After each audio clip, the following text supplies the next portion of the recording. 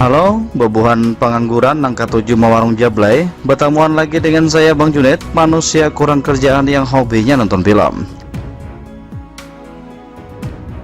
Film kali ini diperankan oleh jagoan Wakanda kita, Chadwick Boseman.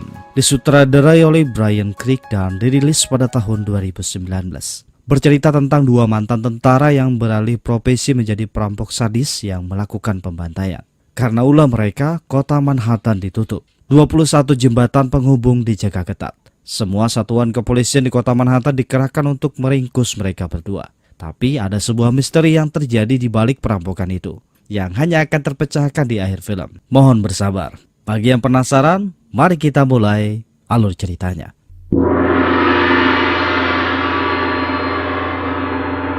Film bermula dengan pendeta yang sedang membacakan doa pemakaman untuk seorang polisi bernama Ray Ginaldine Davis yang telah dibunuh oleh 3 orang pecandu narkoba. Ray meninggalkan istri dan seorang anak lelaki bernama Andre Davis. Kematian sang ayah meninggalkan luka mendalam bagi Andre Davis dan ibunya. Mereka harus melanjutkan hidup tanpa sosok suami dan ayah. Sometimes I know it may not feel 10 years that most men will and wrong. Cruel world. Singkat cerita, 19 tahun berlalu. Kemudian kita diperlihatkan sosok Andre Davis yang sudah dewasa. Kerasnya kehidupan menempa kepribadiannya menjadi sosok yang dingin dan tegas tanpa kompromi. Ia meneruskan perjuangan sang ayah sebagai seorang anggota NYPD. Di dalam sebuah ruangan, Andre Davis menjalani sidang kode etik kepolisian karena terlalu sering membunuh tersangka. Bayangkan saja, ia telah menembak 8 orang tersangka dalam waktu 9 tahun terakhir.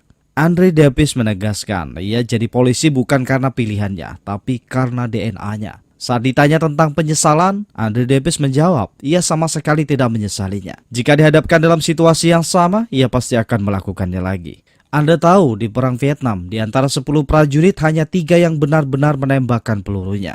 7 lainnya hanya diam dan bersembunyi menikmati fasilitas yang sama. Itulah kepolisiannya sekarang. Dari 10 petugas polisi hanya ada 3 yang benar-benar menjalankan tugasnya. 7 sisanya hanya menerima gaji dan menikmati fasilitas negara. Setelah ditinggalkan sang ayah, Andre Davis hanya tinggal berdua dengan ibunya. Saat ia bekerja, ibu dititip dengan seorang pengasuh lansia. Di sini sang ibu protes karena selalu ditinggalkan pergi bekerja. Ia ingin Davis berhenti. Ia terlalu khawatir Davis setiap hari harus menatap mata para iblis. Work too hard. I know. Malam harinya di Brooklyn, tempat para koruptor sering pergi berpesta. Kejahatan ada banyak di mana-mana. Terlihat 2 orang pemuda naik mobil dengan muka datar menuju sebuah klub malam. Mereka adalah si kulit putih Raymond Jackson dan si kulit hitam Michael. Ternyata keduanya bukan mau berkunjung. Mereka menyiapkan senjata dan penutup wajah bersiap untuk merampok tempat itu.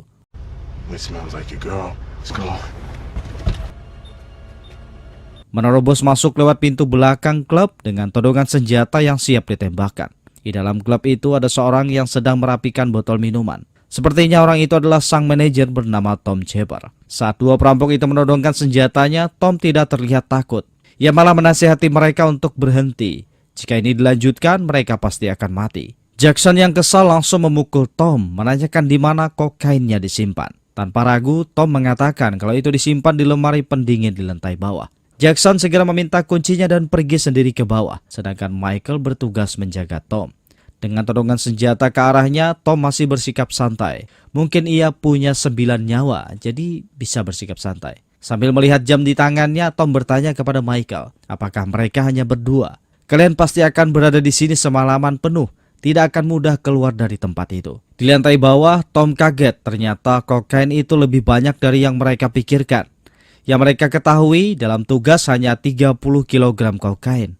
Namun semuanya ada di sini sekitar 300 kg. Ini jumlah yang sangat banyak. Pasti ada orang besar di balik layar yang mengendalikan semuanya. Tom sekali lagi memperingati mereka. Jika kokain ini diambil, seseorang pasti akan kacau. Itu sangat tidak baik. Mereka berdua pasti akan diburu dan dibunuh. Michael yang cerdas memahami peringatan Tom. Ia meminta kepada Jackson untuk berhenti. Mereka harus pergi sebelum terlambat. Perampokan ini di luar batas kemampuan mereka.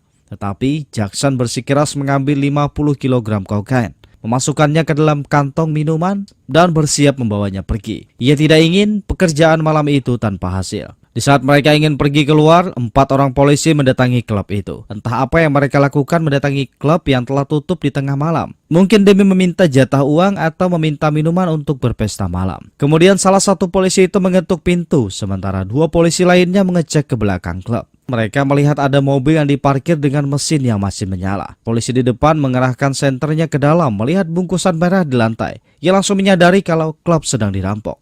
Polisi yang mengetuk pintu tadi langsung mendobrak masuk ke dalam. Jackson dan Michael sudah bersiap dengan posisi menembak. Saat 2 polisi itu masuk, Jackson langsung membantai mereka berdua. Tom Shepard dari dalam mengambil pisau menerjang untuk menusuk Michael. Tetapi Michael lebih dulu menembak dadanya hingga tewas. Lanjut 2 polisi lainnya masuk. Baku tembak kembali terjadi. Di saat genting itu, salah satu polisi berhasil melapor sebelum dibantai oleh Jackson. 4 polisi sekarang sudah tewas di tangannya. Ini adalah situasi di luar rencana. Jackson tidak ingin tertangkap, ia harus membunuh 4 polisi itu. Tanpa keraguan mereka segera bergegas memasukkan 50 kg kokain dan bersiap pergi. Namun 1 mobil polisi datang menghalangi. Sekali lagi Jackson kembali membunuh 2 polisi tersebut dengan tembakan beruntun tanpa ampun. Saat bersiap pergi sekali lagi, 1 mobil polisi kembali datang. Baku tembak kembali terjadi. Tapi Jackson yang mantan tentara maniak perang di Afghanistan berhasil membunuh 2 polisi itu dengan taktik 1 pancing menyelinap.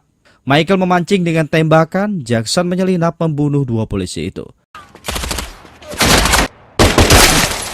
Sekarang 8 polisi terbunuh di tangan Jackson, semua sudah terlanjur. Mereka segera pergi dari sana sebelum lebih banyak polisi datang. Kali ini Jackson yang mengemudi. Ia tahu Michael pasti terguncang karena sebelumnya tidak pernah membunuh.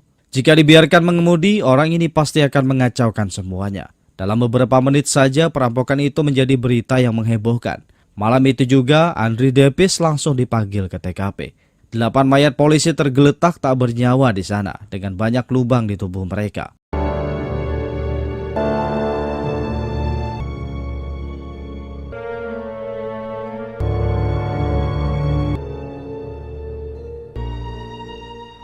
Dalam klub, Davis bertemu dengan Kapten McKenna.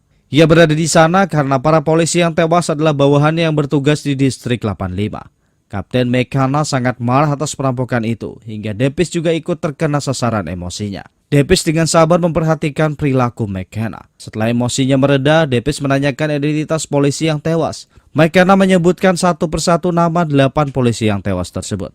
Jake Dominguez and Danny Williams, Marcus Fernandez, Ruben Kaiser and Patrick Graham. 3 of my God kids. You know the drill. To allow these families to be traumatized 3-4 decades. I understand. Davis lanjut mempelajari dan memperhatikan setiap tempat kejadian perkara. Juga menanyakan berapa banyak kokain yang ada di sana. Setelah diberitahu ada 300 kg, Davis mulai menilai situasi. 2 perampok dengan mobil 2 kursi, sedangkan target adalah 300 kg kokain. Sudah dipastikan perampok tidak mengira kalau target yang dirampok sangat banyak. Mereka hanya membawa 50 kg berniat pergi secara diam-diam.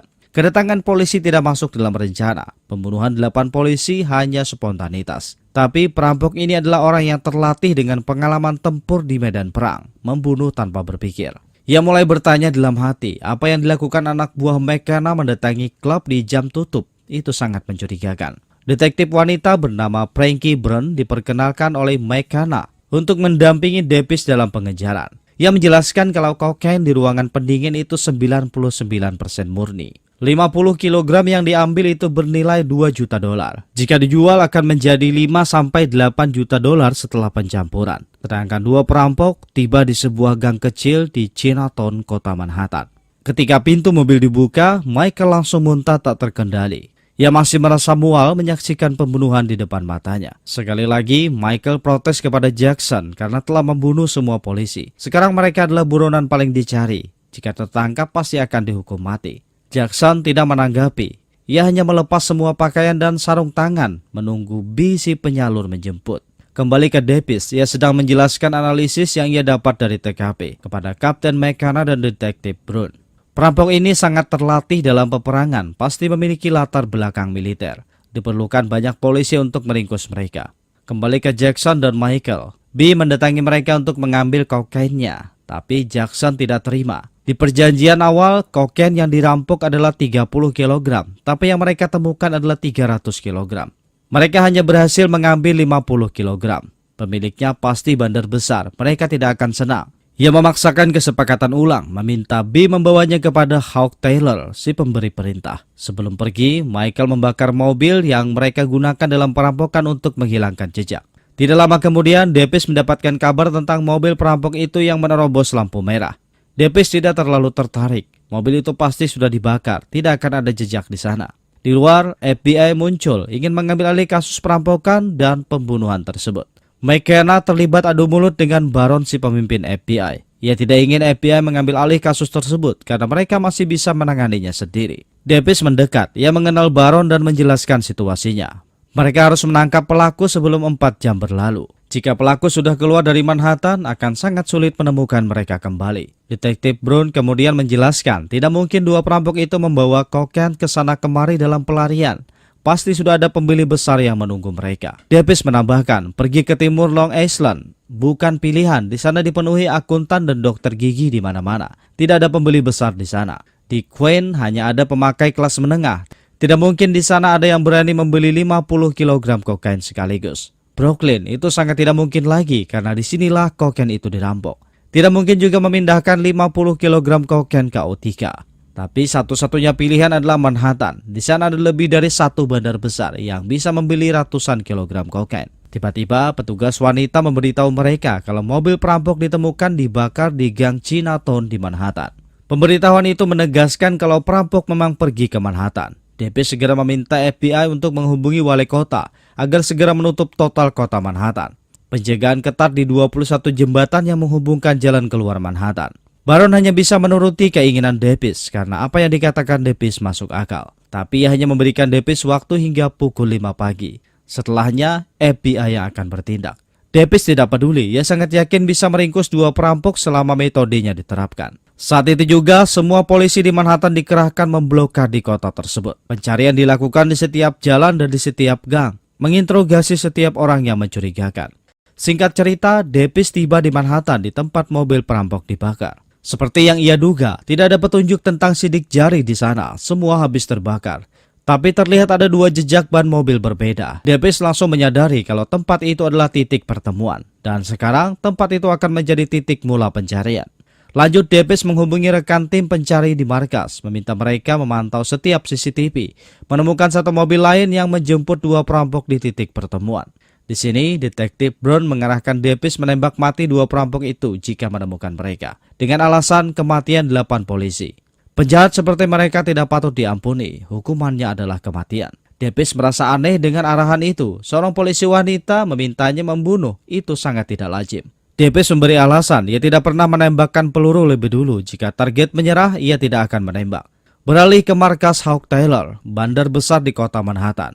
B, si pembawa pesan, membawa Jackson dan Michael ke sana untuk kesepakatan ulang. Saat mereka masuk, disuguhkan dengan berita kota Manhattan yang sudah ditutup, dan semua personil polisi sedang memburu mereka. Jackson terlihat sangat gelisah, ia langsung protes kepada Hawk Taylor. Perjanjian awal, kokain itu adalah 30 kg, tapi kenyataannya total kokain itu ada 300 kg. Narkoba sebanyak itu pasti milik bandar besar, sekarang mereka akan diburu seumur hidup. Lanjut, Michael meminta $1 juta kepada Hawk Taylor dari 50 kg kokain yang berhasil mereka bawa. Hawk Taylor berusaha menipu dengan mengatakan kalau harga $1 juta itu terlalu besar. Tapi Michael yang cerdas segera merincikan, jika Hawk Taylor mencampur kokain murni dan memasarkannya pasti akan mendapatkan sekitar $5 juta.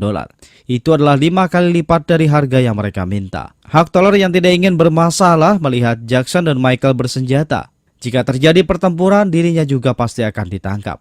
Jadi Hawk Taylor hanya bisa menyetujui permintaan mereka. Ia juga memberitahukan cara melarikan diri dengan bantuan teman penyeludupnya, hacker bernama Andy, yang bisa membuat paspor identitas baru untuk mereka. Juga bisa membuatkan rekening baru untuk menyimpan uang hasil perampokan. Di lain sisi, Depis menyergap seorang wanita bernama Manda, yang mobilnya digunakan menjemput Jackson dan Michael di Chinatown.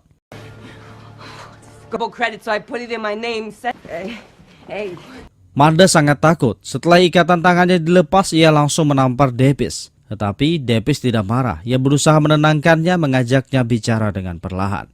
Ia berjanji setelah semua informasi didapatkan, Manda akan dibebaskan. Manda menyebutkan mantan kekasihnya bernama Toriano. Orang inilah yang menjemput Jackson dan Michael di Chinatown menggunakan mobilnya. Perampok berkulit putih itu bernama Raymond Jackson, seorang tentara perang yang ditugaskan di Afghanistan bersama temannya Arvel.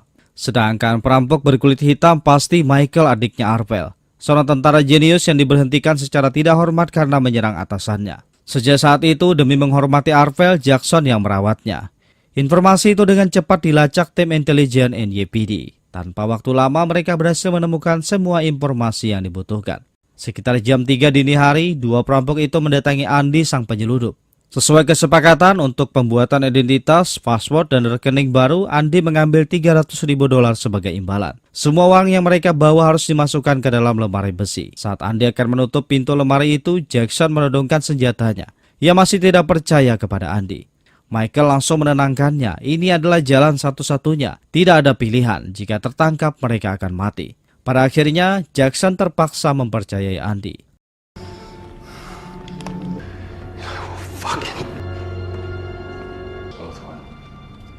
Kembali ke Davis dan Brun. Mereka mendatangi sebuah klub untuk mencari Toriano. Unit terdekat segera dikerahkan lebih dulu mengawasi Toriano. Namun anak buah McKenna lebih dulu mendatangi Toriano bertindak di luar perintah Davis. Tanpa peringatan, mereka langsung menembak mati Toriano. Setelah tiba di klub, Davis sangat marah. Ia sangat kesal. Perintahnya adalah lumpuhkan, bukan ditembak mati. Toriano adalah saksi hidup yang ia perlukan.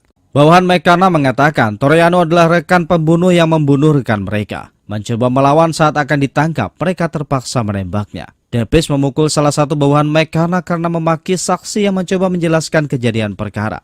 Ternyata tidak ditemukan senjata di tangan Toriano. Saksi juga mengatakan kalau dua polisi itu datang langsung menembak mati Toriano tanpa peringatan. Mendengar alasan yang tidak masuk akal, Davis curiga ada sesuatu yang disembunyikan darinya. Scene berpindah kembali ke markas Andy. Ia sedang membuat password dan identitas baru untuk Jackson dan Michael. Andy menjelaskan jalur pelarian dan siapa saja yang harus mereka temui dan membayarkan uang kepada mereka yang menuntun jalur pelarian.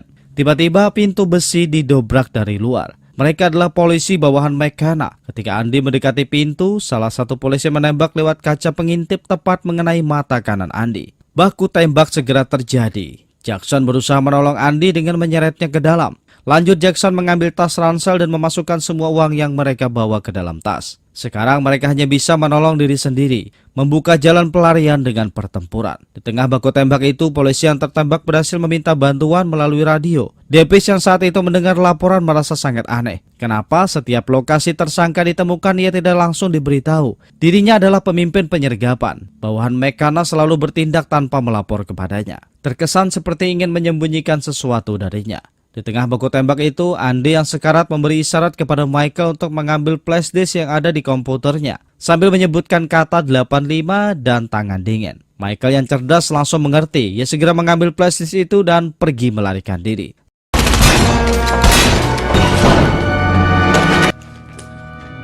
Sial bagi Jackson dan Michael. Setelah mereka berlari keluar, Davis dan Brun sudah sampai. Baku tembak kembali terjadi.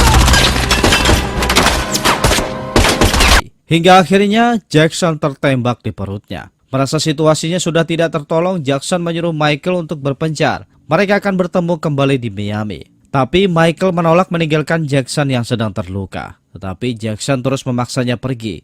Michael harus selamat, ia tidak bersalah. Dirinya lah yang menjerumuskan Michael ke dalam dunia hitam. Setelah perpisahan itu, Jackson naik ke atas dengan tertatih-tatih. Paru-parunya telah bocor. Dalam keadaan sekarat, Jackson mencoba menghalangi Davis untuk memberi ruang pelarian bagi Michael. Davis yang menemukannya terpaksa menembak Jackson yang mencoba melawan. Dalam keadaan hampir mati itu, Jackson mengatakan kalau Michael tidak sepertiku. Ia orang baik, tidak bersalah. Dirinya lah yang menjerumuskan Michael ke dalam dunia hitam. Di sisi lain, Brun memasuki ruangan penyimpanan daging dan Michael yang dari tadi bersembunyi memukul kepala Brun dan menjadikannya sebagai sandera.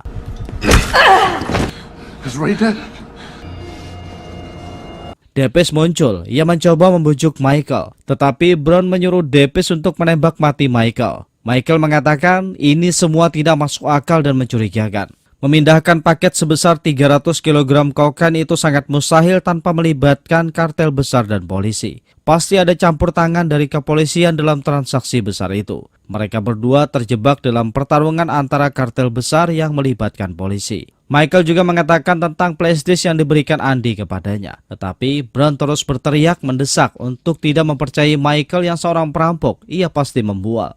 Depis menjadi penasaran. Ia dengan sengaja melepaskan Michael agar bisa menangkapnya sendiri tanpa Brown di sisinya. Well, even after they open this one.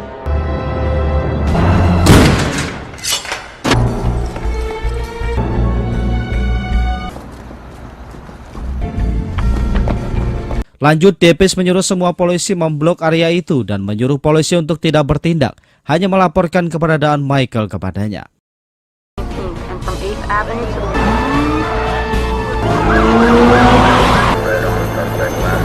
Michael terlihat memasuki sebuah hotel untuk bersembunyi dengan menyandra penghuni sebuah kamar hotel.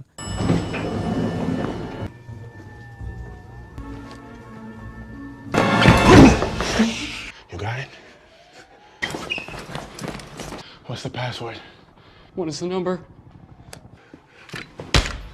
Di saat yang sama, Brown kembali protes dengan memprovokasi Depis. Kenapa ia tidak menembak Michael? Tentang flashdisk itu pasti ia membual. Mereka tidak bisa mempercayai seorang pembunuh polisi. Depis tidak menanggapi Brown. Ia hanya diam sambil memikirkannya.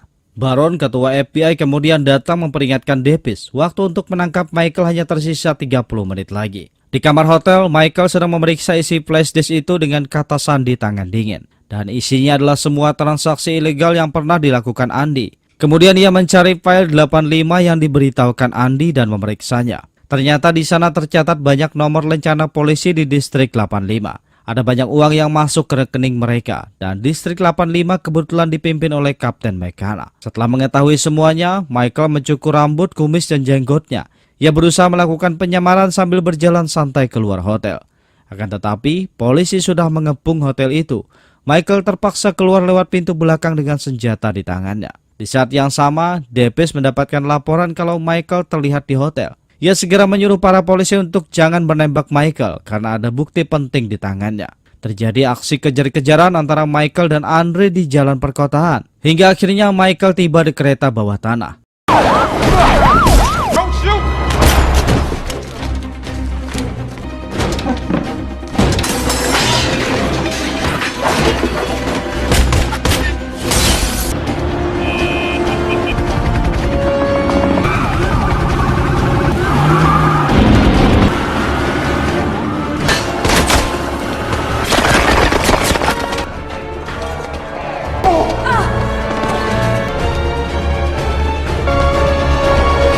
Tanpa suara, Michael dan Depis saling menatap. Setelah satu anggukan, mereka memasuki kereta secara bersamaan. Setelah kereta berjalan, Michael juga berjalan menuju ke depan, mencari ruang VIP yang kosong.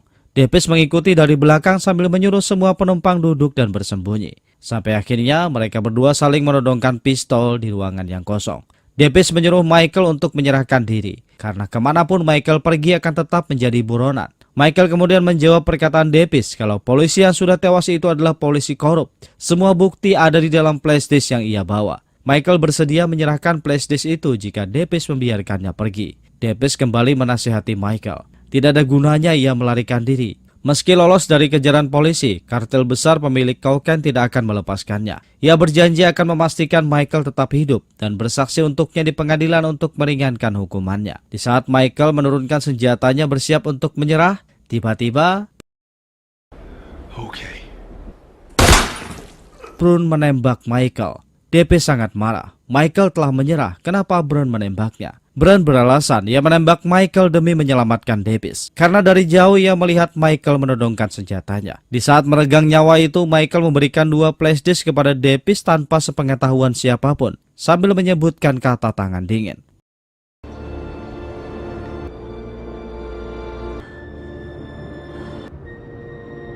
Dini hari jam 7 pagi, Depis dan Brown mendapatkan ucapan selamat karena telah menyelesaikan tugas. Depis merasa curiga atas semua yang terjadi. Ia pura-pura meminjam HP Brown untuk menelpon ibunya. Dan ternyata ia menemukan panggilan suara dari Kelly dan LMSA, pihak intelijen yang melakukan pemantauan keberadaan target. Artinya, Brown selalu mengetahui informasi terbaru keberadaan target, tapi ia tidak pernah melaporkannya kepada Davis. Sekarang Davis yakin kalau McKenna adalah polisi korup yang bekerja sama dengan kartel besar. Kapten McCullough juga datang dengan senyuman ramah dan langsung menghampiri Brown mengucapkan selamat atas keberhasilannya. Davis tidak banyak bicara. Ia pergi meninggalkan ruangan itu sambil berjalan tanpa ekspresi. Pagi hari itu, tepat jam 7:05, kota Manhattan kembali dibuka karena misi Davis sudah selesai. Tanpa sepengetahuan Kapten McKenna, Davis sudah berada di dalam rumahnya, bersiap dengan menodongkan senjata di tangannya. Kapten McKenna tidak melawan, ia menyerah dengan meletakkan senjatanya. Lanjut, Davis menginterogasi Kapten McKenna agar mengakui perbuatannya. Anehnya, sang kapten mengakui semuanya tanpa rasa takut bahwa dirinya memang terlibat dalam transaksi kokain besar tersebut. Detektif Frankie Brown memang dengan sengaja diperintahkan selalu mengikuti Davis untuk memastikan kedua perampok, Jackson dan Michael, mati untuk menutupi semuanya. Andy si penyeludup juga dilenyapkan dengan sengaja. Tapi satu kesalahan yang ia buat, flash disk bukti transaksi ilegal telah dicuri oleh Michael. Tapi sekarang detektif Brown sudah mendapatkannya. Meski Davis mengetahui semuanya, tanpa bukti tidak ada yang bisa ia lakukan. Sang kapten juga menjelaskan kejadian malam itu. Polisi mendatangi klub ingin mengambil paket 300 kg kokain. Memindahkannya menggunakan mobil NYPD. Tapi hal tidak terduga terjadi. Dua perampok mengacaukan mereka. Selama ini Kapten McKenna adalah bandar besar berkedok polisi. Dan semua anggota kepolisian di distrik 85 terlibat. Davis termenung mendengarkan penjelasan sang kapten yang sangat berani. Dia kembali mengingat kematian ayahnya yang dibunuh 3 orang pecandu. Secara tidak langsung, Kapten McKenna ikut bertanggung jawab atas kematian ayahnya. Namun, sang kapten membela diri dengan mengatakan, ia melakukan itu untuk kehidupan bawahannya. Gaji sebagai polisi tidak bisa mencukupi kebutuhan keluarga. Mereka harus mencari jalur pendapatan lain untuk mendapatkan banyak uang. Namun, Davis tidak bisa membenarkan perbuatan Kapten McKenna. Ia bersiap untuk menangkapnya. Tiba-tiba, bawahan McKenna muncul menembaki Davis. Baku tembak tidak bisa dihindarkan. Davis terpaksa membunuh mereka. Meski tertembak, Kapten McKenna menolak menyerah. Sekali lagi adu tembak dari balik dinding yang membuat Kapten McKenna lumpuh terjadi.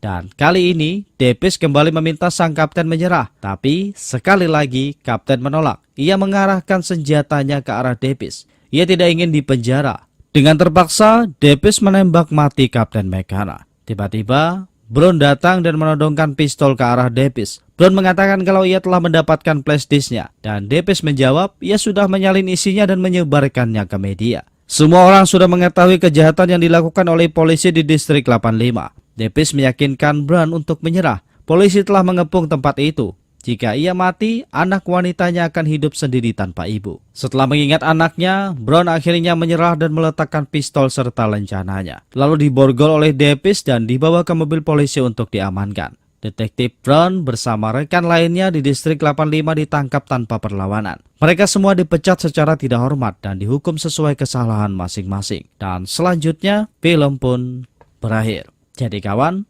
siapa penjahatnya? Polisi atau perampok? Mungkin lebih tepatnya kalau penjahat sebenarnya adalah pola pikir setiap orang. Kesalahan dalam menilai kehidupan bisa membuat orang membenarkan kejahatan dengan alasan kebaikan. Saya ucapkan terima kasih Gasan Babuhan Pian yang masih setia menonton video editan saya yang seadanya ini. Sudi kiranya kalian subscribe dan tekan tombol lonceng agar mendapatkan pemberitahuan ketika video baru diupload di channel ini. Jadi tetap stay di channel Bang Junet.